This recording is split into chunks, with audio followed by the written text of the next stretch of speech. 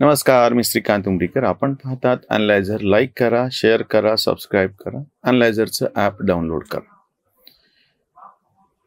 बुद्धिवंतांनी, भारतातल्या बुद्धिवंतांनी, माजी सनदी अधिकाऱ्यांनी यांनी बहुमताने राहुल गांधींच्या विरोधामध्ये एक आता भूमिका घेतली. बहुमत हा शब्द मी अशासाठी वापरतो, वस्तुतः 140 कोटीच्या देशामध्ये 272 जणांनी पत्र लिहिणं म्हणजे काहीच मुद्दा नाही खरं तर. मग हे बहुमत हा शब्द मी कुठून वापरायला लागलो? त्याचं कारण असं आहे की आपल्या संसदेमध्ये 543 जागा आहेत लोकसभेमध्ये, आणि 272 जागे ज्याचा पाठिंबा असतो 272 त्याच्यातल्या खासदारांचा, की तो पंतप्रधानपदी बसतो. त्या अर्थाने बहुमताचा शब्द आहे. ज्या कोणी त्याचं डोकं असेल फार चांगल्या पद्धतीनं, त्यांनी नेमकं आपल्या लोकशाहीच्या नावानं जे तुणतुणं राहुल गांधी आणि विरोधक हे सगळे लिब्रांडू वाजवत होते, लाल पुस्तक हातामध्ये धरून मिरवत होते, बरोबर त्याचा एका अर्थाने त्याला प्रतिवाद करण्यासाठी म्हणून 272 जणांनी, हे सनदी अधिकारी आहेत, निवृत्त न्यायाधीश आहेत, मोठ्या पदावरती काम केलेल्या सगळ्या ह्या व्यक्ती आहेत. त्या सगळ्यातला बाकीचा भाग मी बाजूला ठेवतो. दोनच मुद्दे जे आहेत ते तुमच्या समोर ठेवतो. त्याच्यातला एक मुद्दा होता की निवडणूक आयुक्तांच्या वैयक्तिक नावानं आरोप केले गेले, आणि दुसरं SIR या प्रक्रियेच्या बाबतीत शंका व्यक्त केली. म्हणून मी त्याच्यातला राजकीय सगळा आपण दृष्टिकोन बाजूला ठेवतो. आणि खरं तर या 272 जणांनी पत्र लिहिलं, कशाला दखल घ्यायची?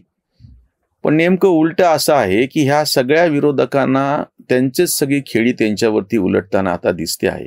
हे सगळे तेच बदमाश आहेत, तेच लिब्रांडो विचारवंत पत्रकार आहेत, जे सगळे मोदींना अमेरिकेचा व्हिसा मिळू नये म्हणून ह्यांनी पत्र लिहिलं होतं राष्ट्रपतींना.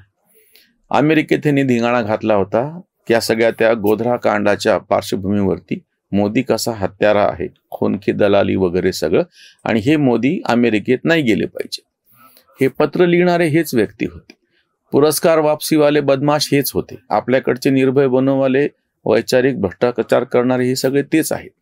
ज्यांना लोकशाहीच्या मार्गाने निवडून येता येत नाही, ज्यांना सनदशीर मार्गाने काहीही करता येत नाहीये, ते लोक पत्र लिहिणे, पुरस्कार वापसी वगैरे सगळ्या गोष्टी, हे सगळं हत्यार मोदीच्या विरोधामध्ये गेले 11 वर्षच नाही, मोदी मुख्यमंत्री पदावरती बसल्यापासून, गोधरा चे दंगलीपासून वारंवार करत आले, आणि त्याही गोष्टीला थोडं आता 24 वर्ष व्हायला लागले.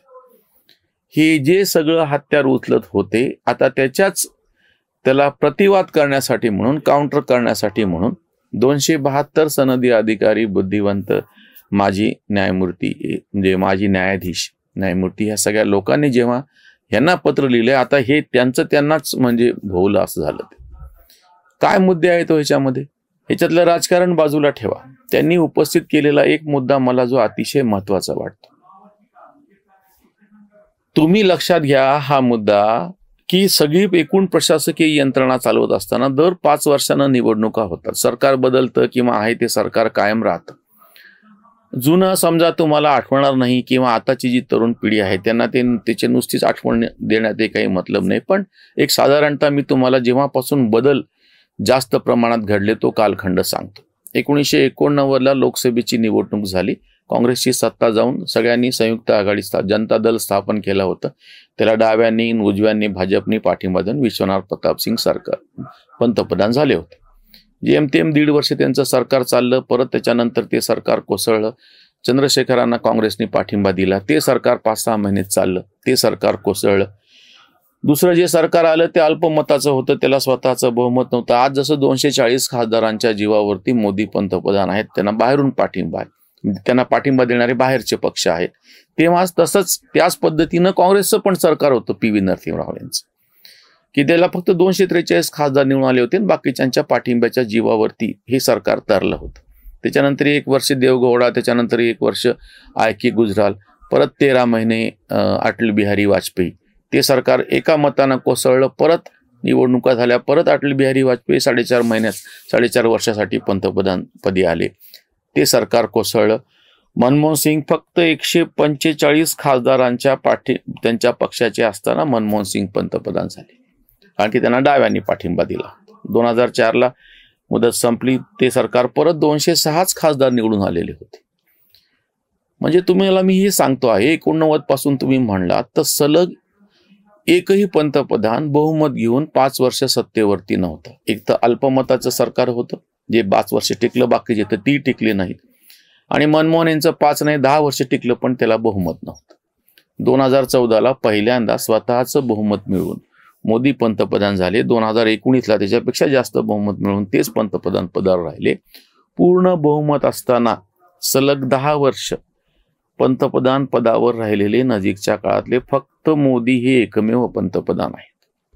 म्हणजे इकडं राजकीय पातळीवरती बदल होत होते, पण दुसरीकडून आता जो मुद्दा ह्या 272 लोकांनी पत्र लिहिले त्याच्याशी निगडीत येतो, नोकरशाही नावाची जी सगळी गोष्ट आहे, सनदी अधिकारी सगळे आहेत, ह्यांच्या काही नेमणुका 5-5 वर्षांनी बदलत होत्या का? हे एकदा सरकारमध्ये आल्याच्या नंतर, नोकरीत आल्याच्या नंतर त्यांची निवृत्ती होईपर्यंत फक्त त्यांची पदोन्नती होणे आणि त्यांना वेगवेगळी पदं मिळणे. म्हणजे इतकी वेगवेगळी सरकारं गेल्या 25-30 वर्षांमध्ये तुमच्या समोर आहेत.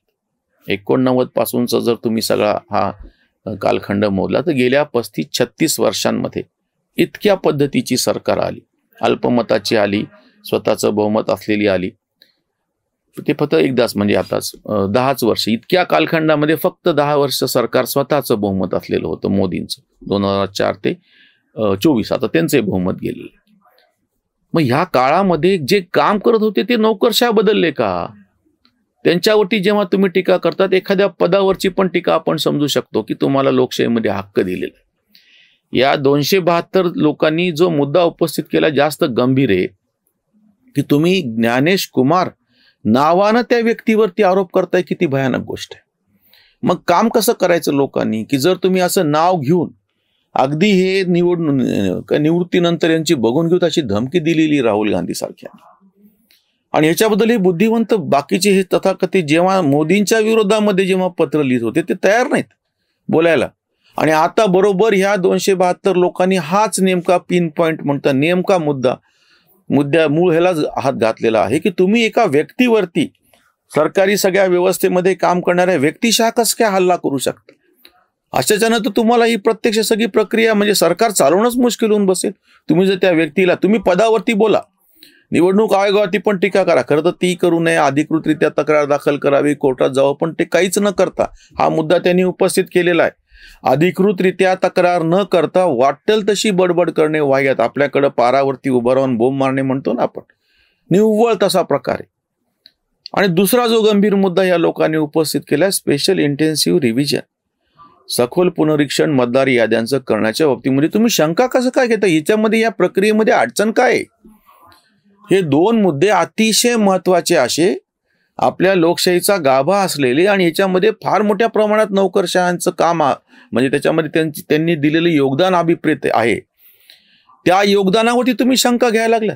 बिहारमधल्या सारख्या ज्या मागास समजल्या जाणाऱ्या राज्यांमध्ये SIRची प्रक्रिया अतिशय व्यवस्थित पद्धतीनं राबवून त्यांनी त्याचा निकाल, त्याचा परिणाम म्हणजे 71-72% पुढे गेलेलं मतदान, लागलेला निकाल आणि त्यांनी तो निकाल लागून सगळ्यांची यादी ती सुपूर्त करणे, म्हणजे लोकशाहीतलं त्यांना दिलेलं जे विहित कार्य आहे ते अतिशय निष्ठेनं पार करून ते समोर मांडलेलं आहे. आणि तरी तुम्ही SIR वरती आक्षेप घेता. सर्वसामान्य लोकांना जो मिळाला निकाल काय लागला तो बाजूला ठेवा.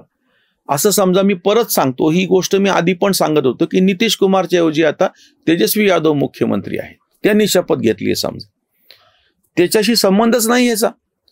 SIR मध्ये जे अपेक्षित होतं की याद्या व्यवस्थित केल्या, एकाही माणसाने आक्षेप घेतलेला नाही.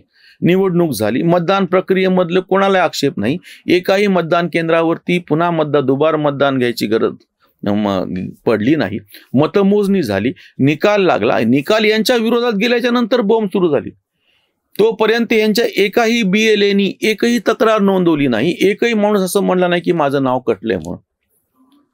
हा जो अतिशय बेकार, अतिशय भयानक, अतिशय विद्वेषी, विकृत असा जो प्रकार आहे ना, SIR वरती टीका करणे, ज्ञानेश कुमार यांच्या नावानं टीका करणे, ह्याच्यावरती नेमकं म्हणून म्हणलं ना की ती नेमकी कॅन्सरच्या गाठीलाच यांनी हात घातलेला आहे. राहुल गांधी आणि विरोधक ज्या पद्धतीनं हे मुद्दे उपस्थित करत आहेत त्याचा तर निषेध या लोकांनी केलेलाच आहे.